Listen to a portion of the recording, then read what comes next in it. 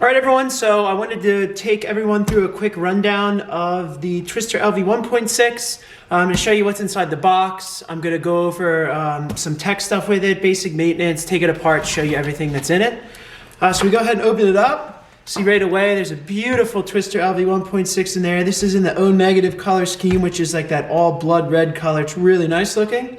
Like any Eclipse gun, you're going to get all the basics. You're going to get your little bottle of Eclipse gun oil that we're going to use during the maintenance part. We'll show you what that's for.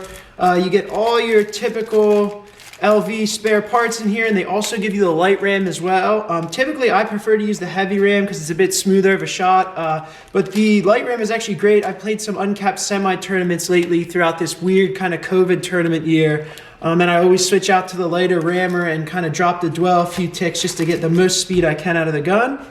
In addition, you can see we get two backs here. We get the matching red in 689, and then Committed also gives you a second back, which is a 685, which is great because that pretty much covers you for the vast majority of paint you're going to run into these days. Also get the full carbon fiber tip from Eclipse, which is awesome as well. These look really good on these LV1s, and as typical, it's reverse threaded. Go ahead and put that together, set that off to the side.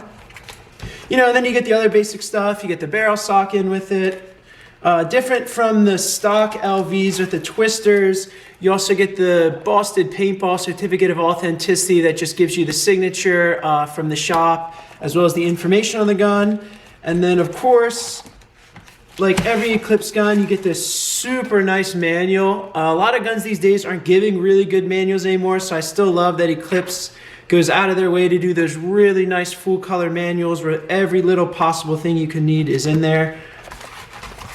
So I'm gonna go ahead, set this stuff out of the way, pop the gun out of here so we can kind of go through it. So in terms of the marker itself, these are pretty straightforward like most LV platforms, but I'll give you a quick rundown going through everything, show you the basic maintenance of it and things like that. So first thing you're going to want to do anytime you go through to maintain this gun, typically I like to do the regulators, both the HPR and the LPR. I try to do those like every 10 cases or so, and especially so during the winter. I like to keep everything really clean and lubed up well, just so everything cycles good. But first we're going to start over with the HPR. So to access that, you're going to pop off the AT pipe that you see here, set that off to the side, and then the grip itself, you just kind of wiggle and give some downward pressure on that as you kind of twist back and forth, and it will slowly slide off the bottom. I try to be pretty gentle, make sure nothing rips, but you know, they're super strong. Set off to the side, and then the regulator is just going to twist off like any typical reg that has ever existed. Go ahead and set the marker off to the side, and then there you have the Eclipse regulator. It has the swivel seat head on it. So for basic maintenance, first thing I'm going to do is twist this guy apart, and that separates the two sections. It gives you your collar there then, and then the lower adjustment cap that houses the adjustment screw, which is located there. And then inside there you have your piston. Really, typically the easiest way to get that is just give it a nice hard bang, and you can see that guy drops out exactly as it should. There's your piston right there. Set that off to the side, and then also inside you're going to have your HPR spring. Typically for lubing this thing up then, all I'll do is take a microfiber and I like to run it down inside the regulator there, clean out any sort of debris or old lubricant. And then again, I'll also do the same with the piston. I like to take that, wipe it down, get it nice and clean so it's looking good. You don't want any sort of visible grease or debris on that. And then I'll take some lubricant. This here is just a basic planned Eclipse Dow 33 base lube. I also like to add some of the Eclipse gun oil in it during the winter, which is why it's in that little can, and I mix it up. It just helps it stay a little less viscous and more sleek, and kind of just helps everything run a little better when it's cold. But you just simply lube that up like you would with anything. And then assembly is super easy. You can just set the spring right over top of the piston assembly like that, and then you're going to take it and you're going to put it spring down and slide it in until you feel it press down and lock in. And then once inside, that's good. That's your basic quick maintenance on the reg there. Then all you got to do is slide the two collars back on top and then rotate that in. Reg's 100% done. Now to get inside to service the LPR, one thing that's cool too with these twisters is you get that super cool committed paintball symbol milled right on the front of that from Boston. But anyway, to get in there, all you gotta do is in here, there's a little prong that holds this assembly and locks it in. You can use needle noses, your fingers, whatever. I actually like to use these. They're called hemostats. It's a medical tool that they use during surgeries and things like that, but it works super good for stuff like this, mostly because they're non-marring and they're super gentle on little parts like, you know, this tongue for the LV. So I take that out, set it to the side. You're gonna wanna maybe put your finger over this front assembly here when you slide it out, mostly because it will help slide out a little easier, and then this won't go popping out wildly when you decide to slide it out. So in the top here, that comes right out, and then the bottom, which is going to be a part of your LPR assembly in here. Again, what you're going to do is you can see that has a, you know, bunch of lube on it. We're going to want to clean that up a little bit. Just get it nice and clean where, again, there's no sort of debris or any sort of lubricant or anything on it. Set that to the side for now. Same with the front cap and the valve core assembly. I'm gonna wipe that lubricant clean. Not that this O-ring is super important or anything, but you know, it's just another sealing surface, so I always like all of them to be nice and clean. So we have the valve guide there, we have the LPR guide, and then again inside here, on this lower tube, you're gonna have the LPR spring and assembly in there. Typical, like anything, you could turn it over and you see little spring pops out right there. We'll set that to the side. And then again in there, you can do two different steps. You can try to bang this out, or again, I just like to use a small tool like these hemostats, and I'll just reach down in, pop that out, and then you have the piston there as well. Set that off to the side. I'm gonna take it here quick too, and again, give that a little clean off, make sure there's no debris of any sort, old lube on that. And for now, I just set that off to the side. We'll lube everything up when we assemble it together. And then also, if you give that a little smack, sometimes it's a little set. So again, you can use a small tool to reach in, slide that out. There you have your valve stem and your spring assembly. These are super heavy duty, like bulletproof parts, so you don't have to do a ton with this. Typically, I just take it out, inspect it. I make sure in the black area of this part especially, there's no sort of visible damage or anything like that on the sealing surface. Make sure it's nice and clean of debris, and then I'll just set it off to the side. And then other than that, that's everything in the top tube and the front tube for the LPR assembly and the valve core assembly. So again, I'll set this gun off kind of to the side so it's not in the way. And then we're going to do the same steps, putting it back together in reverse. So first, we're going to take our valve stem and spring assembly, and you can see down there inside, if you can, there's just a hole that goes to the valve itself. Typically, you can just take this piece and just drop it right in, and then just give it a little wiggle until you hear it drop. I also like to put a little bit of pressure on that front spring with my finger just to make sure it's set. You can see when you look down that that little silver spring is nice and centered to the body and the bore itself, so you know it's set well. And I'll set the gun off to the side. And then what we'll do is we'll take our piston for the LPR assembly. Again, lube that up nice. I'll set that there to the side for now. And then we're gonna take the LPR valve body guide. And again, just make sure the front O-ring and the rear O-ring have a nice coating. Just in case you guys are a little newer to general maintenance as well, you never want your O-rings to be like totally caked in lubricant. You basically just want them to have a nice thin film where they just appear to be wet looking when they're in light. That's typically how I like to do it, and that's why I do frequent maintenance, just to make sure they're always lubricated properly.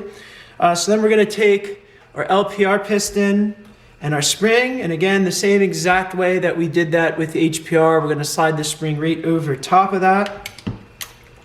And then again, you see down here in this lower hole here, that's where you're gonna want this guy to go. So we just take that and guide it in. And for this one, inverse to what we did with the HPR, this one is gonna go spring side up, not spring side down, as we had saw with the high pressure regulator assembly. That is so when we take this guy, it can fit right over top of the core itself and slide in. And you can see there's that little bit of springing action to it. That's good. That means you have the LPR body set properly and it's doing its job. And then again, we're gonna take our front cap here, that really nice committed paintball milled front cap. And that piece is actually hollow on the inside. That's what slides over the upper spring that's a part of the valve assembly. You're gonna just wanna make sure it's nice over that spring. And then you can see on the front here with the LVs, they have two sides of this LPR body that are flattened. You're gonna wanna make sure the flat side is up, and that allows everything to click together and hold properly as it should.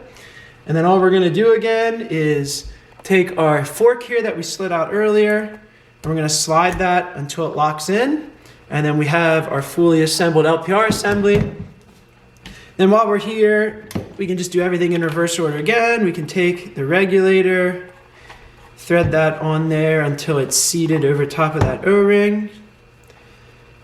And then that's good to go. And then even if we want at this point, since we're done in this front end for maintenance, we can take the front reg cover.